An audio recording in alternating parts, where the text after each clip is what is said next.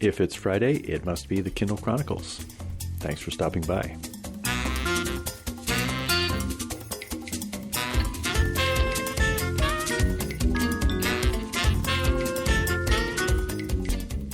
I'm Len Edgerly, your host. Today is February 26th, 2021 in Sanibel, Florida. Beautiful day here today in the 70s. My guest for this week's episode is best-selling author Dean Koontz, who has a new book coming out March 23rd, The Other Emily. This is the fifth time I've had Dean on the show, and these conversations are becoming comfortable, I think revealing. I learn more about him each time we talk, and just a great privilege. It started when he signed up with Amazon Publishing for a deal to do some Kindle originals, short stories. Nameless, I think, was one. Actually, it was Ricochet Joe was the first one. So it's been a number of years now. And this new book, it's a standalone novel. I'll tell you a little bit more about it when I introduce the interview. I'm also going to tell you about a little bit more about e-ink color, try to figure out if that's going to be in the future for the Kindle. I was supposed to get my Echo Show 10 yesterday, and here it is 7:45 on Friday, and it still hasn't shown up. If they drop it on the door, I'll give you an unboxing and some first impressions of it. And for the tech tip, I've got something to talk to you about using an Audible production and taking notes, which is what I'm doing to get ready for an interview in a couple of weeks. Let's get started. In news, I want to talk to you about a story that I received a link to from Dan Campbell, and it came from a good e-reader, Michael Kozlowski, and it's about probably the first mainstream e-reader device that is using color e-ink, and it's the Pocketbook Inkpad Color 7.8-inch e-reader. 7.8-inch, that's a nice size. That's probably maybe even a little bigger than the Oasis. I'm not sure, but it's a good size screen. And it's using, apparently there's like two layers, because he says there's an e-ink Carta HD and an e-ink Kaleido 2 color touchscreen. So I'm picturing maybe there's the basic e-ink screen and then there's this color screen over it. The photo of it at goodereader.com, it makes it look pretty bright. It's I think it's a graphic novel color. So I remain underwhelmed at the idea that the Kindle is going to have color e-ink at some point, but it does seem to be arriving. And when you see an alternate product using the color e-ink, and it's available at a reasonable price, I almost ordered one from the Good e-reader store for $320 plus $25 shipping. If there'd been free shipping, I might have been more tempted to do it. And I'm not sure it would have gotten here in time for me to take a look at it before we drive back to Boston. It's front lit. It has an SD card that has 16 gigabytes of internal storage. Lots of formats available: DOC, DOCX, EPUB, MOBI, that's the Kindle format, PDF, 6 audio formats, text-to-speech. So, hardware looks like an impressive device, at least on paper. And the big question is, well, if you ever thought this was a better way to read ebooks, what would you ever do with all your Kindle library? That's something that certainly is a big barrier for me. So these products are a curiosity when they show up, and if one shows up on a Kindle, I'll get one, and I'll probably be a big fan, but not holding my breath for it. And if it doesn't happen, I think I'm going to sort of respect Amazon for sticking with the program, the dedicated e-reader, the black and white e-ink device, not getting kind of drawn off course with the color, unless there's just a real reason for it, which, if it's on a Kindle, I think there probably will be. But I'm a little biased, I'll say that. Now, the Echo Show 10 has not arrived yet. I am really curious about this device because this is the one that has like a swivel base. And when you watch the videos of it when it was introduced, it will follow you, so that if you're, say, in the kitchen and you're working on a recipe and then you move over to a different part of the counter, the device will move as if it's watching you. And if you're doing a drop-in like I do with my father with the Echo Show a lot, then I could move around. And the other thing is, if I have one at his end, I would be able to aim it at him in different parts of the living room so that I can kind of control the panning of the camera remotely.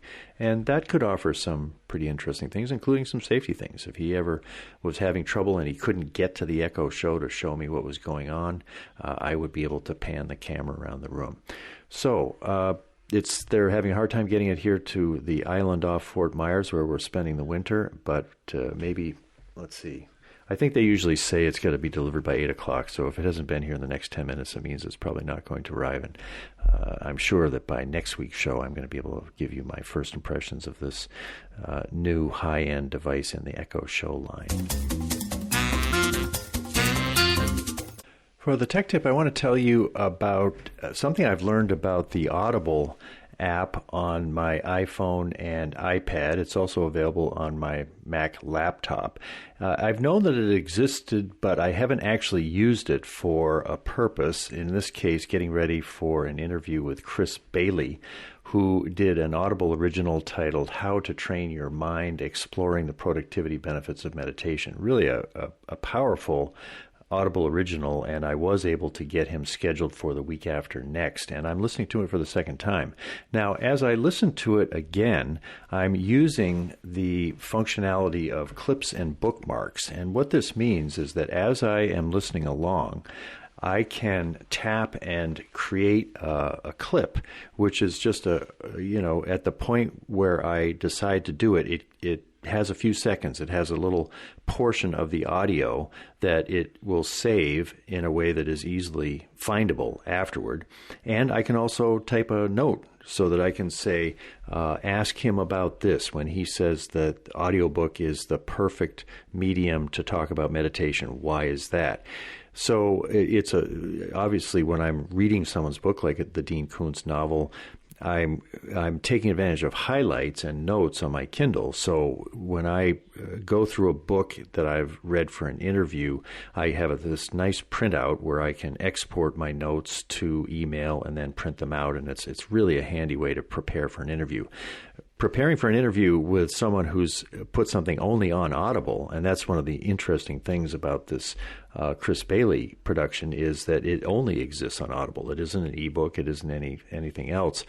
So I just thought this is pretty cool. Now, there are some limitations to it, because when I go into the book, the How to Train Your Mind, I can find clips and bookmarks. There's sort of a 3 dots in the upper right, and then it shows on my iPad or my iPhone. At this point, I've made 3 bookmarks. One was and they're in the introduction. So I made a note on one of them. It says, he calls it a meditation retreat, not an audiobook. This is just something that I might very well want to talk to him about when I do the interview. When these show up on my device, there isn't the little box with the arrows sticking up that gives me a way to export it to my computer to print it out and have a handy way to do it. So that's a drawback, because really all I can do is if I take one screen at a time from my iPhone or my iPad, I can do a screenshot and then I can send the screenshot.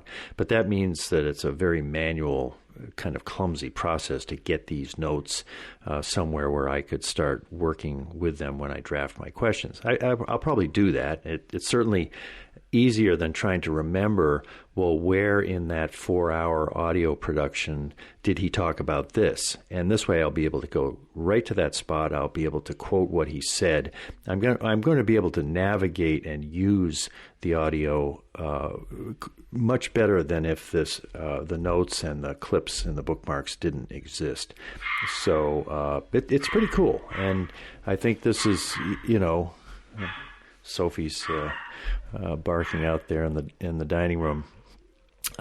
It's an example of the power of the Audible platform. I mean, in a sense, they created the current boom in audiobooks, and by having a functionality like this, they're making it more and more useful and more and more fun to listen along with audiobooks. I'll divert to say I put a picture up on Instagram today. It's one of my favorite photos in a long time, and I used the Apple Watch and my iPhone to do sort of a distant selfie because I noticed that as I was practicing my guitar, and I'm writing a new song that mentions Sophie. It's called That Summer in Maine, and she was just sitting there watching me play. Oh, Darlene just brought us a box here, so we're going to have something to talk about. So anyway, I take a picture, and the picture has, it's from floor level, and it shows Sophie looking up at me as I'm playing the guitar. And, what you don't know is that the song is about Sophie, and it looks as if, it's her master's voice. And it's just and the lighting coming in from the lanai into the living room here is really, really a wonderful photo. So you can, if you follow me on Instagram, it's Len Edgerly, Instagram.com/Len Edgerly. You'll see that photo that I took of the dog that you hear barking. Now, I've got a decision to make because Amazon just brought me a mighty impressive looking box, and I think I'll take the time to get it set up, and then if you'll hold on for a few minutes, I'll pause it. I won't give you dead airspace as I'm doing the unboxing, but let's get this thing fired up, and I'll tell you what I think of it. First impressions. Here's something pretty cool.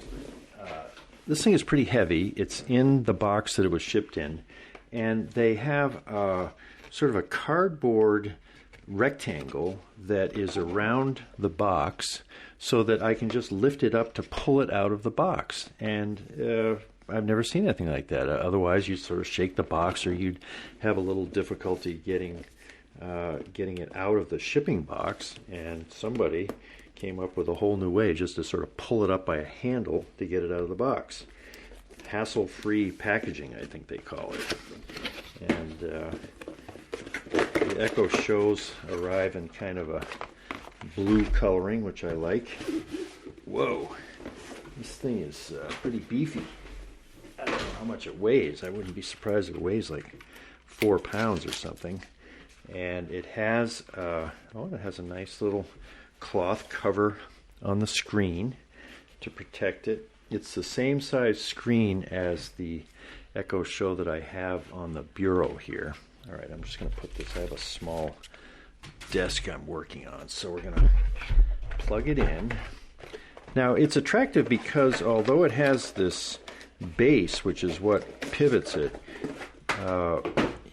you're kind of looking right at the screen itself. So it's almost as if the screen is floating in air, and you don't really see this base. So it's starting up. Has some nice tones to it, and it says Echo on it.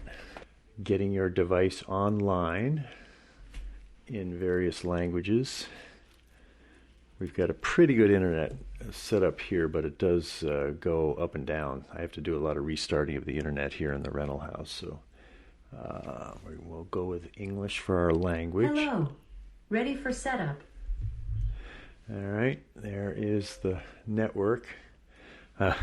Well, the people that have rented this house, I don't know what they thought was going to happen, but the password for the internet has about 20 letters. It's like some kind of a Bitcoin private password. So I'm going to have to go look that up and enter that. So, well, I've entered all my account information, told it that it is in Sanibel, so it'll get the weather correctly. But as I figured, it's now installing software updates, so it's going to go through some time to do that. I'm going to use that time to stay on track, so we'll still finish in time to not disrupt the household here. I want to tell you a little bit about my further experimentation these days with Clubhouse, the audio-only social network that I've been experimenting with. It's very intriguing to see how it's being used for some big-name events. There was a gathering, people telling stories about Steve Jobs the day before he would have been 66 the day before his birthday this week. And there, when I first got there were 11 people, and then by the time it finished, there were, upwards of 3,000. Stephen Levy, John Scully, a real interesting and very spontaneous event that they put together. They didn't have to rent a hall or talk to a cable TV company. They just used this platform, and it was riveting, I thought. The problem is it's hard to find these events. Probably someone is making some kind of a preview of coming events on Clubhouse, but I missed one. Bill Gates was on a couple of nights ago, and I heard about it afterward. I didn't get to sit in on that. The smaller events, it's pretty random, but the times I've stopped by and just opened an event because I liked the topic of it, there was one about podcasting, and there was a guy named Tanner Campbell who was just doing a really good show talking about microphones and editing, and it turns out he's from South Portland, Maine. So when I get back into New England, maybe I'll have a chance to meet him in person and have him help me with the audio quality on the podcast. I'm going to do a second event tomorrow at 4 p.m. Eastern Time. That'll be 1 p.m. Pacific. It's titled Dean Koontz's Next Thriller. If you're on Clubhouse, you should be able to find it pretty easily. Otherwise, just send me an email at podchronicles@gmail.com and I'll send you a link. It's going to be a conversation about the interview that I did with Dean, and I put up just Dean's interview earlier today to try to get it out there. There are some Facebook groups of fans. I think, boy, he's got a lot of fans, and it would be fun if some of them joined the Kindle Chronicles listeners that might be stopping by. Dean Koontz will not be there. I want to make that clear. This is a conversation on Clubhouse scheduled for tomorrow about the interview. And there's lots to talk about because he talks about the new book and the new short stories session and why he had to ask for an extension of the deadline from Amazon Publishing for these upcoming projects, why his latest villain in The Other Emily is so creepy. There's a lot of things that I think anyone would find interesting, and if you're a Dean Koontz fan, and I know they're out there, maybe we'll have fun doing that. So again, so easy to set this up. It took me literally 15 to 20 seconds to create an event on Clubhouse for tomorrow, and Garrett Riley, who is a Dean Koontz fan from way back, he sent me an email once telling me just how much he had always loved Dean Koontz's book. So he's going to be my co-moderator, and he and I will be sort of leading the discussion and handling the various, you move people up from the audience into the stage and things like that. So fascinating platform, a little chaotic, a little bit Wild West to it, but at this point I'm still intrigued, and it just seems to be really capturing the imagination, getting a lot of momentum, and I think it's probably going to be one that stays around. Now, when Twitter comes out with its version of it, Spaces, that could be a Clubhouse killer, and Facebook is gunning for it as well. So pretty hard to compete with the big boys when that comes out. But this is a fresh, I have like 40 followers on Clubhouse, and I have, maybe 5,000 on Twitter. So this is a chance to create a whole new community, kind of person by person, as I come across them. I don't think there's any way just to port all of the people over from Facebook or Twitter, and I think that's going to be some of its advantage for a while. So if you're using Clubhouse, I'd love to hear from you about your experience. You could send me an email at podchronicles@gmail.com, I think we could just create a room together. If you're on Clubhouse and I'm on Clubhouse, we might end up talking to each other, which I did with Peggy the first few days I was on. That was so fun. Okay, let's return to the Echo Show 10 setup. I'm looking at something now. It says Echo Show can help you monitor your home, and you can allow members of your household to live stream this Echo Show camera anytime, anywhere through the Alexa app and connected devices. So in other words, if I have my Alexa app on my phone, or Darlene has the Alexa app on her phone, she's not likely to do this, but you never know, she would be able to activate this device and have it pan if there was some kind of maybe Sophie was barking, or there would be a way to monitor Sophie distantly by doing this. So I'm going to tap Enable there. It says, all set. The Echo Show will appear as a camera in your Alexa app. Go to Devices in the app and try a live view. Well, that's interesting. So that's done. Whoa, it's moving. When I tapped done on that, the screen just moved. Now I have to follow it. Where is your Echo Show placed? This will help set the best range of motion. Well, it's not on an island. It's kind of against a wall. I'll say it's against a wall. Preview how far your device will rotate as the screen moves. Make sure you can see it from the different places in the room. Okay, I'm going to have to carry my big Yeti microphone around here as I do this. And I'll hit preview. So it's previewing the motion. Don't move or unplug your device. It is really eerie because it is just moving around. It's like it's scanning the room here.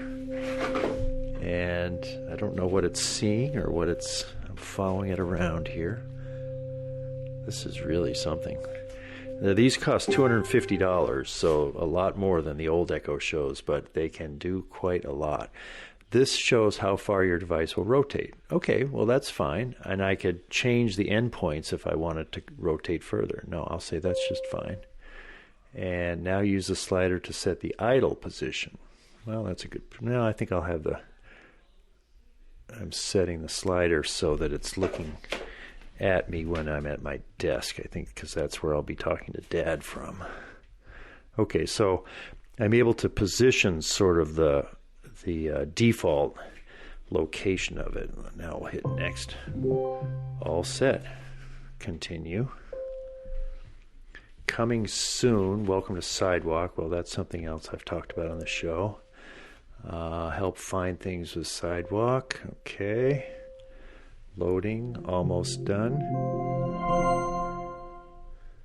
This device is ready. Well, how about that? And it just adjusted its position a little. Now, I think what happens is if I move around, it says motion is unavailable because lighting is low. So there's not really that much lighting in the room. That's a drawback. Well, I think this is a very promising device. I could see how it might be better suited to be in the kitchen than in the bedroom here. And now it's showing all the usual stuff on the Echo Show.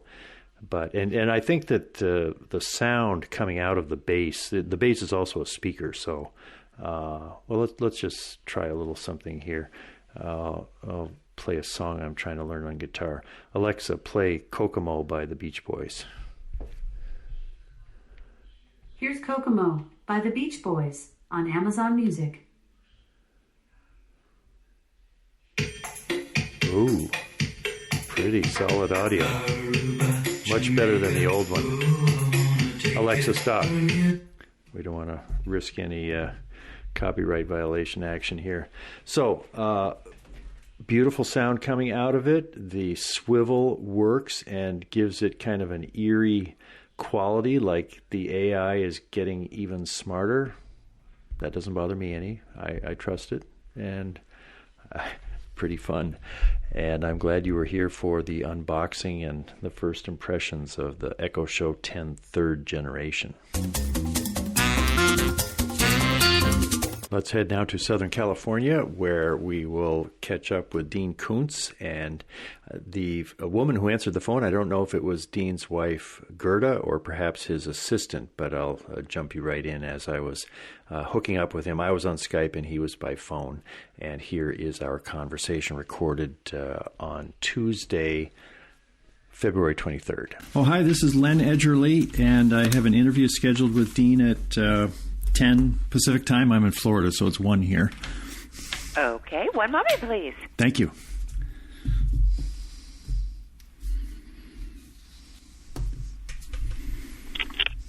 Hi, Len. Hi, Dean. How are you? How you doing? Oh, good.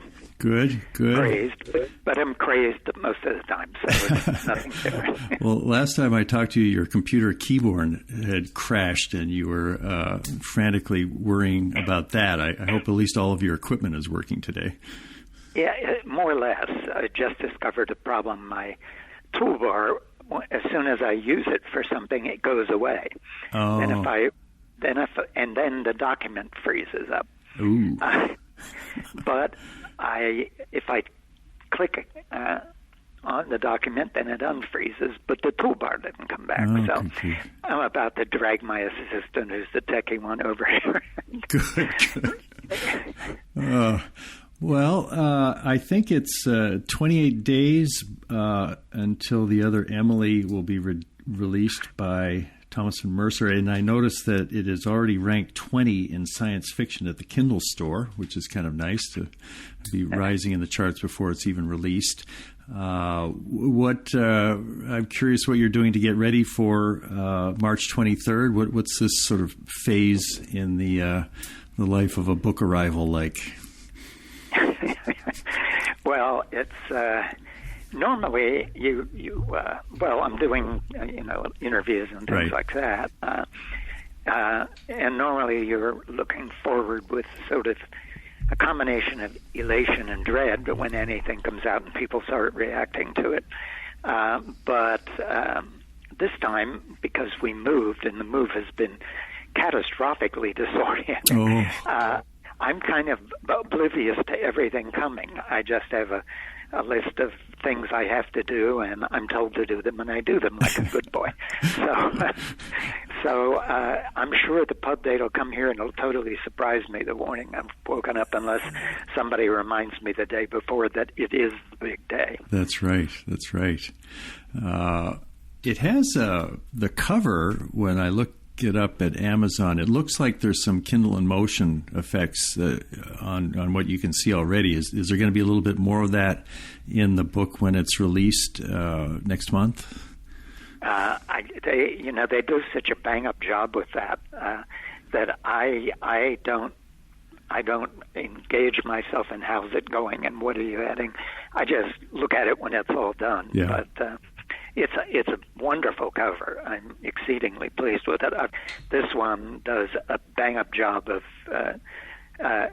making clear that this is both very scary and also a love story. Yeah. And that's a very kind of hard combination to make clear in a cover art. But I think they've done a really terrific job with this. Yeah. I'm always interested in how your stories arrive in your consciousness, or sometimes it's a character in a predicament that you have to figure out how to get out of, or some science that you've been fascinated by. How would you describe the genesis of this particular story? Sometimes that you have a hard time remembering exactly where it began. It just sort of comes to you, and I think one of the I don't know which was first. I think it was that idea came to me about what if the lead character is somebody who had lost the love of his life when he was 25 and she was 25 and she was the victim of a serial killer. And what if 10 years later he's still deep in grief and guilt because he feels responsible in that he should have been with her on that night. And so he's never quite gotten over this, and 10 years have passed, and he walks. I think my first thought was he goes to a bar or a restaurant, and there she is sitting at the bar, and he hasn't seen her in 25 years. She's supposedly dead, victim of this serial killer, but her body was never found. Yeah. And he sits beside her and says, "Where have you been?" And she mocks him by saying, "I think you'd have a better pickup line than that." and that sort of was, now, where would she have been? And would she actually be the same person? Because she hasn't aged. And that he realizes after a few minutes. And I thought, that's interesting. And I said, you start thinking then, like, what? In a sense, this came to me the same way the husband did. In that case, it was, what if a man with $11,000 in the bank, a landscaper who's reasonably successful but nowhere close to rich, and his wife is kidnapped, and they demand a $2 million ransom. How in the hell would he do it, and why would they demand that, and why would this ever happen? And that book came to me with that kind of thing. This one, what if she showed up, same age, she is definitely the same person because everything about her, to her kiss, is exactly the same to him. But where has she been, and why hasn't she aged? And that is the thing. Then I think I moved on to an element about the serial killer I don't want to give away because you get to it, but something he's done with some of his victims. And at that point, early on, before I'd even started to write, I realized, this is an opportunity to update the Orpheus and Eurydice legend, the Greek legend, and bring it into our time, where Orpheus loses Eurydice to the bite of a serpent. She dies, and she ends up in Hades, which in the Greek is the land of the dead. And he goes down there, passing all kind of demons, to bring her back from the dead. And I thought, why don't I update that? This kind of is almost crying out for that, and doing that, a version of that in contemporary setting. Although our character does not go to hell, he goes to some place in the real world here. A couple of places that have the flavor of hell to them, I will say that. Right. And then the story started piecing itself together rather fluently as it went, and I never had a problem with what next, which is sometimes you do. Yeah, and I think you said that at one point in your career you thought, there's maybe 50 or 800 tricks to writing a novel, and when I learn all of them, then it's just going to be easy, and that didn't turn out to be the case. Was this one particularly hard in any of the turns that you had to make, or where would it be on the scale of difficult births of a book?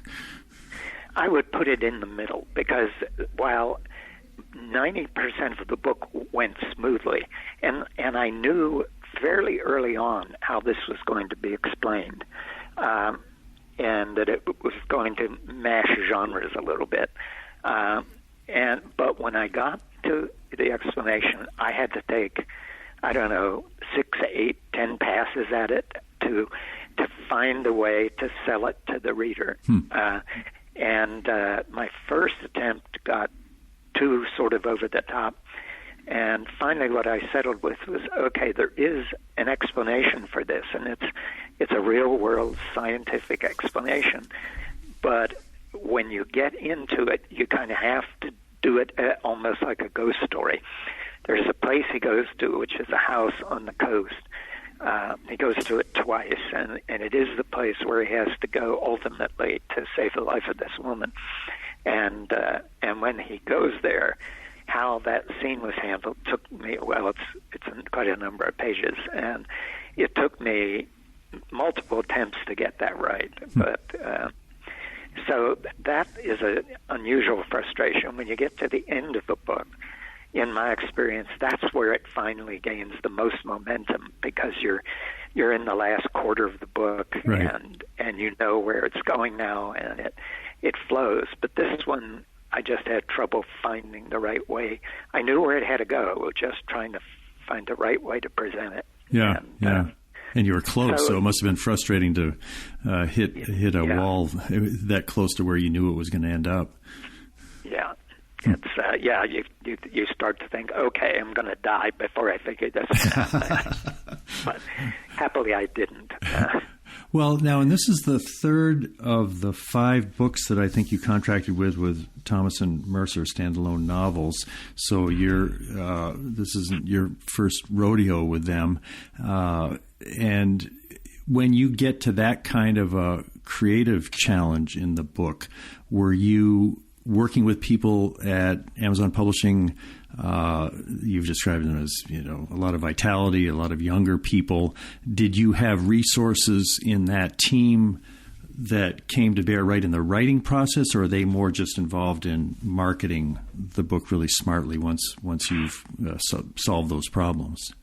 Well, I have a good editor and a good copy editor, and However, the way I have always worked is nobody sees it until I say, I think I've made it as good as I can make it.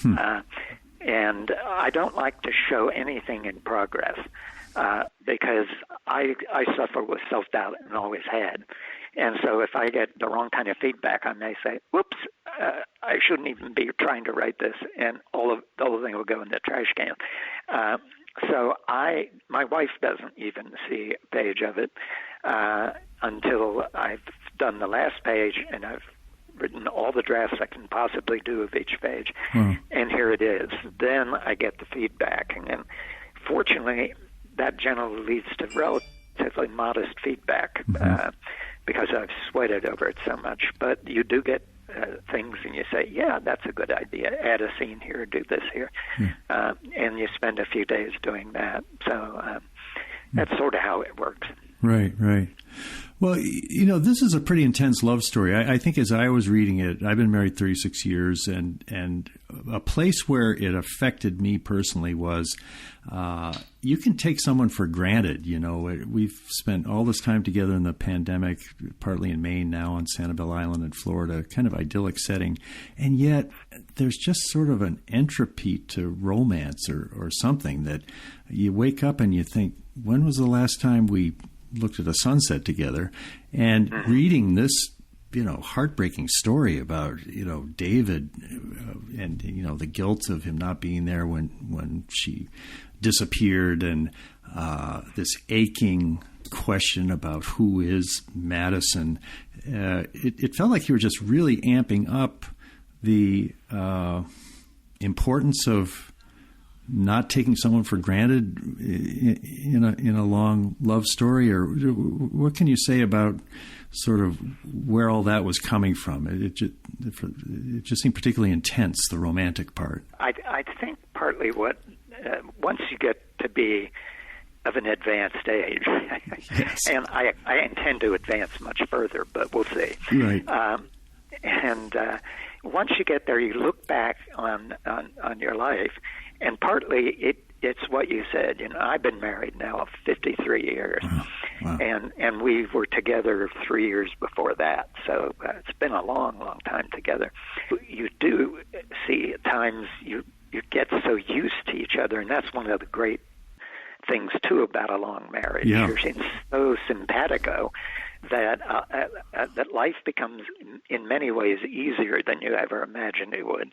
But at the same time, you do sort of you get caught up in the pattern of the day, and the days fly by, and you think, wow, we sort of lost sometimes for a while, forget how wonderful it is that we've been together this long, and that we aren't taking enough time to share certain moments, and then you also look back at things, I think, and that's partly where this comes, that where you were young and callow, and we all are, and you think, not that anything in the book is anything of mine, but you think of things that I should have done that differently back then, and I wish I would have understood back then how important all of this, and it was an important relationship to me, but look how important it's become. It's the center of my life.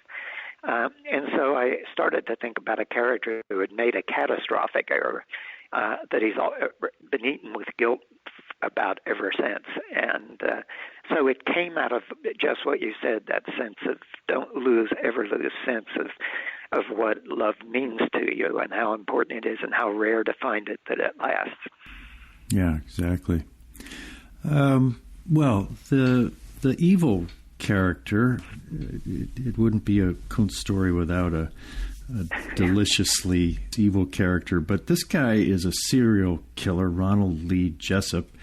Did you sort of probe any new parts of human evil when you were creating him and developing him, or what were some of the aspects of him compared to some of your other notable evil guys? Well, a friend of mine I sent him an advance proof. He always reads it in proof, and he's a writer of nonfiction. But I started getting these emails from him. Oh, my God, Jessup is the creepiest person you've ever created. And, it's on one hand you say, oh, thank you. Yeah. And the other, it's kind of odd. But what he was reacting to is the disparity between the vicious creature that he is and this teddy bear kind of image that he puts out of himself that is actually in part as true about him as the other side. Yeah. And the combination is something I had never found before. And as I was writing it, I kept being fascinated with this character and saying, yeah, he's really creepy, but I wonder what other people will think of him. And so that was very good to be getting these. And every time he gets to a new scene with Jessup, here would come a new email from him. Oh, my skin was growing. Success. Yes. But I've written sociopaths many times because they fascinate me, because my father was ultimately diagnosed as one, and I've long been trying to understand them. What the typical definition of sociopath is, they have no human emotions, but they're excellent at faking them. And so what Jessup does is fake them so well he convinces himself that he feels them, and it's a particularly kind of awfulness about him that made him, strangely enough, fun to write. Yeah. The creepiness factor is off the charts with that guy. You've said convincingly to me in the past that you're an optimist. Some people say, "Gosh, he writes this really dark stuff," and you note that, well, yeah, but it usually ends up okay. There's a sliver of light. But there's a woman, Joanna Penn, that I am friends with, and she describes herself as a techno-optimist. And I think there was somebody else, maybe Kevin Kelly. There's sort of a category of optimist out there that proudly holds the mantle of techno-optimists, that, technology is going to save us. This AI thing, don't worry about it. It's all going to be good. But, the blighted future that comes to bear in some of your work. Are you a techno pessimist as opposed to being a kind of a basic human optimist in general? I would say I'm not optimistic or pessimistic about technology itself. It's what human beings do with it. I see. Where there's something in this book says all the things we currently fear are not the things we should fear. And I believe that is true. We're a very excitable species, or at least quite a number of us are. And when something hits the social media or hits popular political points and can develop a mass reaction and excitement about the issue, it can also develop a mass psychosis about the issue. And you see people going completely over the top and beyond all science. So I worry more about how the technology will be used. I mean, we can look at the Internet, which at first we all said, wow, all this technology is going to open up freedom of speech. And what we're living through now is whole large powers in the culture trying to shut down freedom of speech through the Internet. And and who would have seen that coming 10 years ago? And so when I look at technologies like CRISPR, gene editing, and all the things we can do, yes, that has great potential. But I tend to be in the camp of Orwell or directly in Brave New World of the ways that this technology can be used to control rather than free people. And that's a thing that I worry about quite a bit these days. But on the other hand, humanity is muddled through for all of its existence, and hopefully there'll be nothing different about that. The potential of technology is phenomenal. How we proceed with it and how we allow ourselves to proceed with it is where everything is at risk. Yeah. I think you said a while ago when you're sort of getting ready for your move to downsizing, I think you said that there might be an Alexa device in your new home that you would be asking a little round thing what the weather was, or has that happened, or are you still free of any AI in your house? I think it creeps into the house whether you invite it or not. But True. I have none yet. Now we did we moved into an interim house because we weren't going to sell the other house we were in until the final house was ready, and then we had an offer we couldn't refuse on the house we were living in, so we had to have someplace interim, and we did a major remodel in this in order to make it work for both living and business. And we moved in on Halloween. That probably was a sign. Yeah, it was an omen. Because we did what amounted to probably an 18-month remodel in 6 months. Oh my God. Or we got 90% of it done in 6 months, but it's been finishing ever since we lived in it. And so we're not ordered yet. I'm a guy that likes to have every single thing where it needs to be. Orderly, and I'm living in total chaos. Oh, my. The library was late getting finished, and it just finishes this week, so we've been living with over 700 boxes of books that aren't opened. So I don't even think about Alexa, because if I had Alexa here, all I'd do is be cursing, and she would say whatever she says when you curse. Yeah, she's pretty. She has a lot of equanimity to her. That's one advantage. Can you say anything else about the next 2 books in the 5-book package? The moves so disrupt us. I had to ask Amazon Original Stories, for whom I was doing 6 more Nameless stories, and Thomas and Mercer give me a 2.5 month extension on my deadlines, which they did, and I delivered all the Nameless novelettes. And now I have until the end of March to finish a book called Quicksilver, which is the name of the lead character. His name is Quinn Quicksilver, and mean kids called him QQ. And he says, but he can't complain to his parents about that because he doesn't know who they were.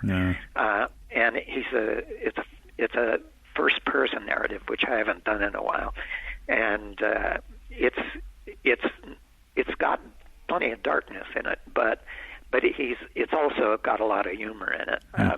I didn't find a lot of places in the other Emily to work humor in, but in this one I'm having a lot of room for that, and I'm glad to be able to do it again. And the 5th one, I have ideas to choose from, but I haven't settled on which one yet. Right. Do you know when the next Nameless series will be released?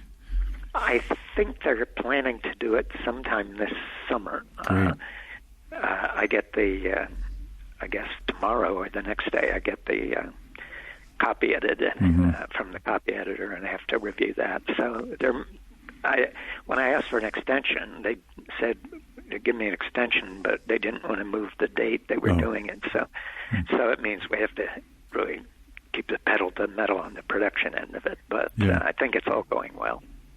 There was a pretty funny guy in the other Emily, the private investigator from New York, who calls him Davy, and he's sort of a completely sarcastic voice in the story. Was he pretty fun to write? Yeah, he was fun to write. I kind of felt I knew him. It's been an unfortunate aspect of success that I've frequently had to have a private detective looking into somebody because there were threats, and you generally tend to think, they're not serious, but sometimes they are, and so he sort of fashioned on somebody I know and has become a friend a little bit over time, and he's a little bit modeled after him, not completely. But, right. Yeah, he adds to the story. David Thorne is a best-selling author who's based in California. Are there other aspects of him that are similar to you and aspects that are different? Where do you draw the line between you and David? This book isn't first person, but it is limited to David's point of view. We don't cycle through the point of view of other characters. And as a consequence, it's almost as if when you read the book, the style it's written in, you think, well, this is probably how he writes. So in that sense, he obviously writes he likes to write vivid depictions of things and so forth. So I think we have writing techniques in common. And I think his love of Southern California is equal to mine. And it's not just because of what his past has here. He lives in New York now most of the time, but comes here twice a year, compelled to come, or once a year, compelled to come. And when you see him talking about the harbor or the plant life or this or that, that's sort of me. I've watched California slide over all the years I've lived here, and it's a sad thing to watch, but it's still quite a beautiful place. So. Yeah, for sure. He doesn't have a dog, though. No, he doesn't. And I don't know. I don't know how he would have handled a dog in this story. Yeah, that's right. It would have been, I think the dog, if it would have been Scooby-Doo type dog, would have been terrified most of the story. Oh, it would be hiding under the bed. I'm wondering if you've had any initiatives with Canine Companions for Independence in the recent months or during COVID. Or have they got any new initiatives that you and Gerda have been involved with?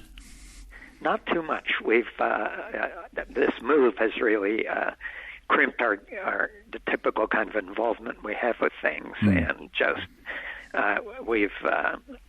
it wasn't just the move itself and the chaos that's followed, but it was getting this house ready and also trying to say as much as I could on deadlines. So haven't done too much of that. We've expanded it somewhat. Out of the Oceanside campus of CCI, we have a Trixie Fund that nice.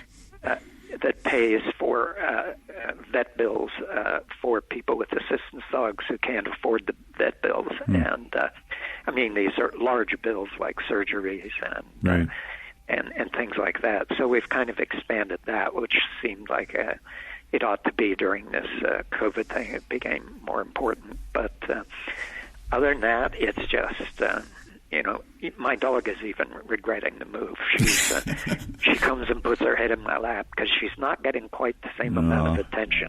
Yeah. But they know how to make you give it to them, even if you don't have the time. It's she gives me those big eyes and just stares at me, and you go, your heart melts. And okay, let's go play ball. And, yeah, she's a savior in those moments.